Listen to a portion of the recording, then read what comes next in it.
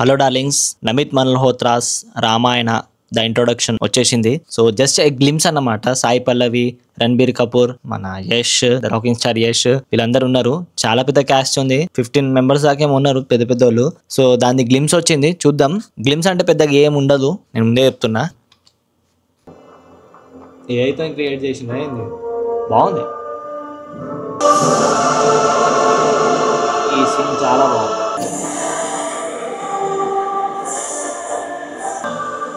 అనుకున్నా నేను ఇట్లానే రిలీజ్ చేస్తారని. బాహుబలి టైటిల్ పడుతుంది కదా, అట్లనే పడుతుంది ఇది కూడా same. Our truth our history Ramayana. అమ్మా కిరాకుంది కదా అసలు ఆ సీన్. సూపర్ అంటే సూపర్ ఉంది.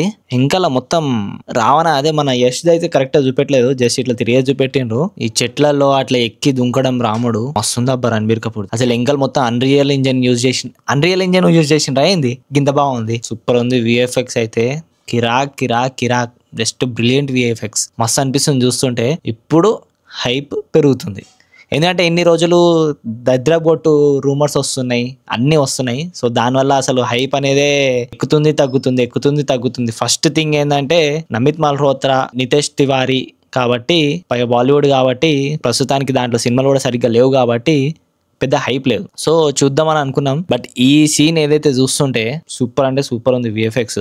ఓకే, ఇది చాలు. టీజర్ కి మాట్లాడుకుందాం, ట్రైలర్ కి మాట్లాడుకుందాం, మూవీ రియాక్షన్, మూవీ రివ్యూస్ అప్పుడు మాట్లాడుకుందాం. సో బాగుంది, ఇంతకు మించి అయితే ఏమొద్దు. VFX and the art work behind the titles చాలా అంటే చాలా బాగా మెయింటైన్ చేసిండ్రు.